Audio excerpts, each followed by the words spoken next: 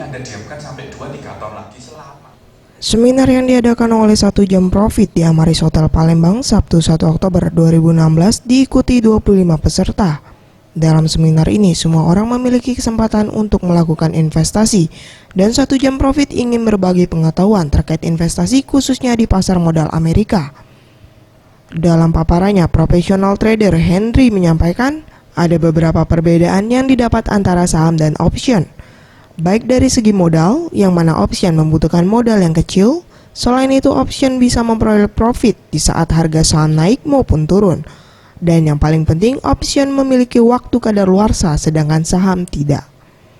Kita bahas dulu stok. Stok bisa pasang dua arah juga. Arah naik, buy, arah turun, sell, sama. Jelas sampai sini? Nah, kemudian untuk option, untuk membedakan, karena dia adalah asuransi bukan saham, istilahnya dibedakan. Untuk arah naik kita sebutnya call, untuk arah turun kita sebutnya put. Dalam seminarnya 1 Jam Profit akan memberikan tips untuk menjadi trader yang handal dan mandiri tanpa mengganggu jam kerja, rahasia trading yang anti krisis, rahasia investasi dengan modal kecil, rahasia memperoleh profit cepat, dan cara investasi yang aman dan terjamin. Mega Dwi Handayani, Sriwijaya TV.